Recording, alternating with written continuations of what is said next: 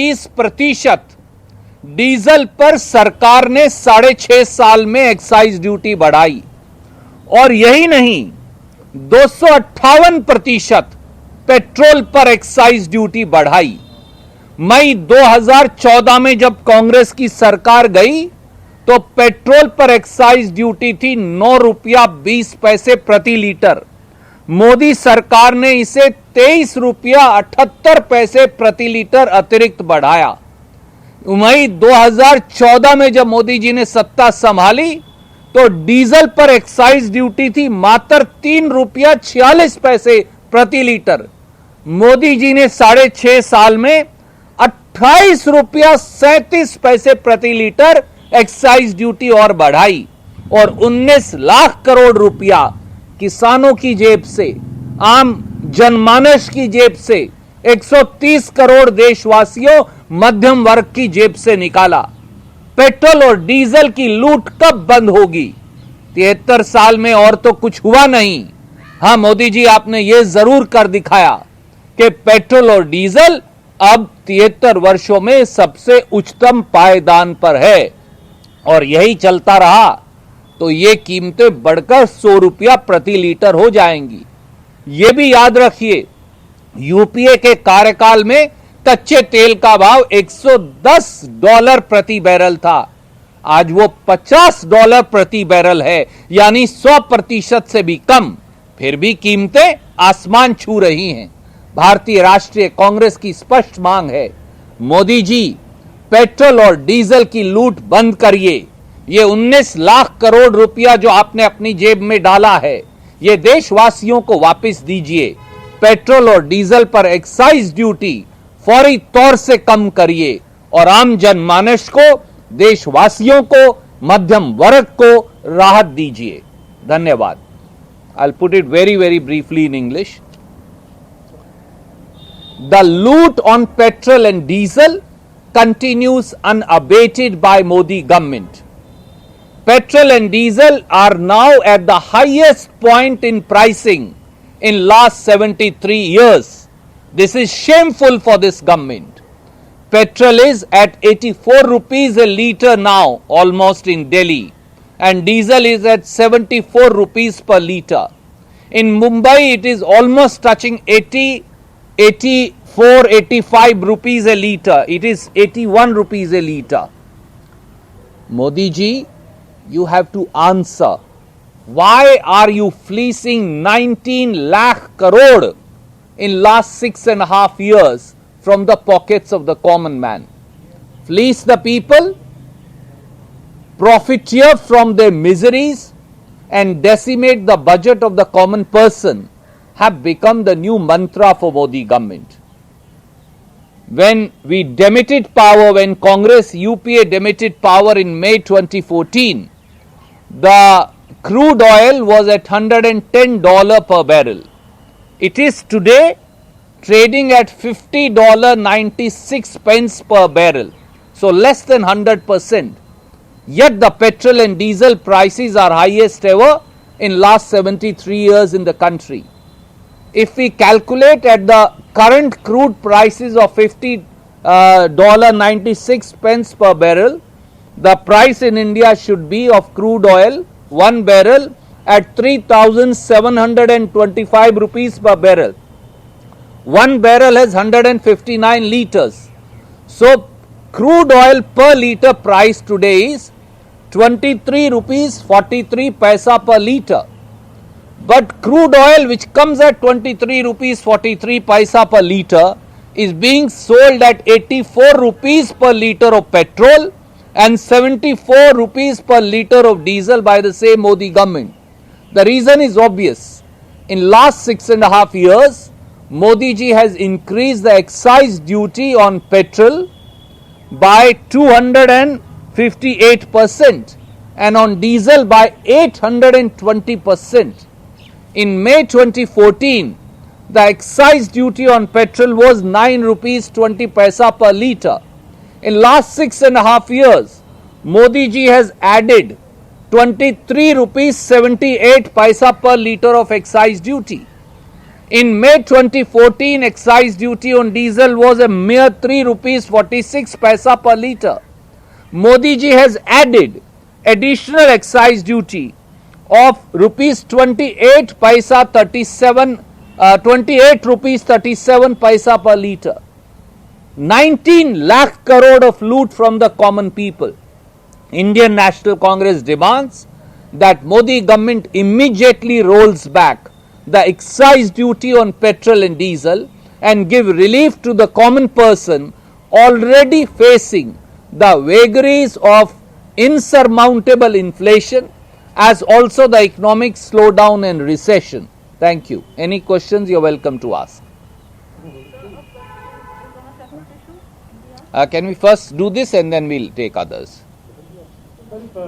आपने कहा diesel petrol के दाम बढ़ रहे हैं, कितनी मार इस वक्त आपको लगता है खासतौर पर किसानों को जो आंदोलन पे बैठे हैं, जिनको पैसा नहीं मिल रहा, हमसे एमएसपी को लेकर आंदोलन कर रहे हैं, आज ट्रैक्टर यात्रा तक को निकाल रहे हैं, सरकार उनकी बात मानने को तैयार नहीं, उन पे कितना भार पड़ने वाला है? पूरे देश के करोड़ों किसान आंदोलन पर हैं। पूरे देश के किसान आज शांति प्रिय तरीके से ट्रैक्टर यात्रा निकाल रहे हैं। मोदी सरकार ना हल की जोत की पीड़ा समझती, ना 60 किसान जो मर गए दिल्ली की सीमा पर कुर्बानी दे दी, शहादत दी, ना उनकी शहादत जानती और ना ही पेट और पीठ एक करके सोना पैदा करने वाले अन्नदाता की पुकार सुनती। मोदी जी याद करिए, जब आपने मई 2014 में सत्ता संभाली तो डीजल पर टैक्स मात्र 3 रुपया 46 पैसे प्रति लीटर था, पर 6.5 साल में मोदी जी ने डीजल पर 28 रुपया 37 पैसे प्रति लीटर एक्साइज ड्यूटी या टैक्स और बढ़ा दिया। 820% वृद्धि करी। पेट्रोल और डीजल के टैक्स से 6.5 साल में मोदी सरकार ने किसानों, गरीबों, आम जनमानस की जेब से 19 लाख करोड़ रुपया लूट लिया। आज भी कच्चे तेल की कीमत $50.96 प्रति बैरल है, यानी हिंदुस्तान में कच्चा तेल 23 रुपया 43 पैसे प्रति लीटर पर देश को पड़ता है। तो 23 रुपया 43 पैसे प्रति लीटर का कच्चा तेल मोदी जी आप 74 रुपया प्रति लीटर डीजल के हिसाब से और 84 रुपया प्रति लीटर पेट्रोल के हिसाब से क्यों बेचते हैं? जनता की जेब काटना बंद करिए, किसानों को लूटना बंद करिए, आम जनमानस का बजट बिगाड़ना बंद करिए और ये सारा पैसा जो एक्साइज ड्यूटी के माध्यम से सरकार अपनी जेब में डाल रही है, उससे किसानों, गरीबों और आम जनमानस को राहत दीजिए। यही सच्चा राजधर्म है। You want to ask? On a separate issue, sir, the Prime Minister today tweeted about the rioting that has taken place in Washington, D.C., saying that in a democracy, the transfer of power needs to be smooth. But ironically, Prime Minister hasn't really tweeted about the farmer agitation that has been going on at the Delhi borders, where several farmers have lost their lives already. And also, what are your views in the present rioting that is underway in Washington? Firstly, why has Prime Minister not uttered a word of sympathy for the 60 farmers who have died on Delhi's border in the national capital? Never in the 73 years history of this country have 60 farmers died on Delhi's borders, yet the Prime Minister and the government have remained immune to their miseries. Farmers are braving coldest weather ever. Farmers are braving hailstorms and rains. Farmers are sitting out in the open, and the government sitting in the heated rooms of Delhi corridors refuses to listen to their miseries, and Prime Minister refuses to utter a word. Why has Prime Minister not spoken a word on the Badaयूं brutal rape case, where Adityanath government and its officers have again been found lacking, in fact bordering on complicity in protecting the culprits? Why has Prime Minister not spoken on the Hathras rape case and its mishandling as also the victimization of the family of the victim of the Hathras rape case at all. Why is Prime Minister mum on domestic issues? Having said that, what happened in the Capitol Hill in United States of America is reprehensible, condemnable, and does not bode well for democracy per se. Mobocracy can never overtake democracy. Democratic principles have to be followed by letter and spirit both. The manner and fashion in which unruly mob entered the Capitol Hill, entered the offices as also the main chamber, is absolutely reprehensible and condemnable. We in the Indian National Congress believe that in democracy, rulers are born by the vote of the people and not by force. And use of force to subvert democracy in any fashion is reprehensible, unacceptable, and condemnable.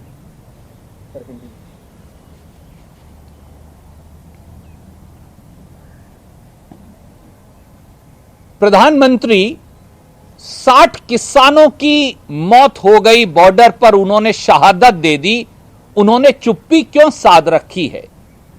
Modi ji के मुंह से 60 किसानों के परिवारों के प्रति सांत्वना और सहानुभूति का एक शब्द निकलता क्यों नहीं? मोदी जी 73 साल में देश के इतिहास में पहली बार गांधीवादी और शांतिप्रिय तरीके से जो लाखों किसान बैठे हैं उनमें से 60 किसानों ने शहादत दे दी और देश के प्रधानमंत्री एक शब्द नहीं कहते। बारिश में, अंधड़ में, ओलों के बीच, बगैर खाए पिए, ठिठुरती हार्ड कपाती सर्दी के अंदर हमारे किसान भाई बैठे हैं, आज ट्रैक्टर यात्रा कर रहे हैं, पर प्रधानमंत्री के मुंह से एक शब्द भी नहीं निकलता। भारतीय जनता पार्टी के सरकार ने मौन धारण किया है। ऐसा निर्दयी आचरण प्रधानमंत्री का क्यों? प्रधानमंत्री जी, बदायूं में एक और हमारी बेटी, इस देश की एक और बेटी का जिस प्रकार से गैंग रेप हुआ, जिस प्रकार से शायद शब्दों में कहना मैं पाप समझता हूं, उनके साथ बर्बरता और जानवर जैसा व्यवहार किया गया, उसने एक बार फिर निर्भया की याद दिला दी। आदित्यनाथ सरकार एक बार पूर्णता फिर जिम्मेवार है, पर देश के प्रधानमंत्री जो उत्तर प्रदेश से सांसद भी हैं, उन्होंने एक शब्द भी नहीं कहा बदायूं रेप कांड के बारे में। ऐसा क्यों? हाथरस रेप कांड के बारे में भी प्रधानमंत्री के मुंह से एक शब्द नहीं निकला। ऐसा क्यों? आए दिन देश में अत्याचार हो रहे हैं, किसान मर रहा है, शहादत दे रहा है, परंतु गर्म कमरों में दिल्ली दरबार से एक भी शब्द सांत्वना और सहानुभूति का नहीं निकलता। ऐसा क्यों? और अमेरिका में जिस प्रकार से कैपिटोल हिल पर हिंसा हुई, हम उसकी कड़े शब्दों में निंदा करते हैं। प्रजातंत्र में सरकारें जनता के वोट से निकलती हैं, चुनी जाती हैं, मोबोक्रेसी से नहीं, भीड़ तंत्र से नहीं। भीड़ तंत्र प्रजातंत्र से बड़ा नहीं हो सकता। प्रजातंत्र ही सर्वोच्च है, संवैधानिक मूल्य ही सर्वोच्च हैं, संवैधानिक प्रक्रिया ही सबसे सर्वोच्च है और उसका कोई बदल नहीं। हिंसा का प्रजातंत्र में कोई स्थान हो ही नहीं सकता। उम्मीद है कि प्रजातंत्र ही आखिर में जीतेगा और भीड़ तंत्र जो है, जो अपने आप में कानून और संविधान दोनों के परकच्चे उड़ाने की कोशिश कर रहे हैं, वो लोग कानून के मुताबिक उनके खिलाफ कड़ी कार्रवाई की जाएगी। प्रजातांत्रिक तरीके से सत्ता का हस्तांतरण हो और प्रजातंत्र में जिसको ज्यादा बहुमत मिले वही सत्ता में जनता की आकांक्षा पूरा करने के लिए आए, यही प्रजातंत्र का सर्वोच्च सिद्धांत है। उम्मीद है कि इसे कड़ाई से लागू किया जाएगा। Okay, thank you. एक सेकंड सर, एक्चुअली क्या सर, आपने जो शुरुआत में जो किया था ना, जो पेट्रोल डीजल का, तो मेरा कार्ड एंड हो गया था। अगर आप कर सकते तो मेहरबानी। पेट्रोल डीजल वाला जो पहले जो शुरुआत में आपने जो कहा, ओके ओके, छोटा फॉर्मुलेशन है। ओके, मैं छोटा सा फॉर्मुलेशन आपके लिए कर देता हूं। सर बोल सर। पेट्रोल और डीजल की लूट बदस्तूर जारी है। 73 साल में देश के इतिहास में आज पेट्रोल और डीजल के दाम सबसे ऊंचे पायदान पर है। प्रधानमंत्री मोदी जी चुप क्यों हैं? दिल्ली में पेट्रोल के दाम 84 रुपया लीटर और डीजल के दाम 74 रुपया लीटर जो हैं वो हो गए हैं। बंबई में शायद इससे भी ज्यादा हैं। और कारण क्या है? 6.5 साल में 19 लाख करोड़ एक्साइज ड्यूटी बढ़ाकर केंद्र सरकार यानी मोदी सरकार ने जनता की जेब पर डाका मारकर इकट्ठे कर लिए। मोदी जी 6.5 साल में डीजल पर 820% एक्साइज ड्यूटी आपने बढ़ाई और पेट्रोल पर आपने एक्साइज ड्यूटी जो बढ़ाई वो 258% है। आज कच्चा तेल मात्र $50 प्रति बैरल है, यानी हिंदुस्तान में कच्चा तेल 23 रुपया 43 पैसे प्रति लीटर बनता है। फिर भी कच्चा तेल 23 रुपया 43 पैसे प्रति लीटर होते हुए पेट्रोल की कीमत 84 रुपया प्रति लीटर और डीजल की कीमत 74 रुपया प्रति लीटर क्यों?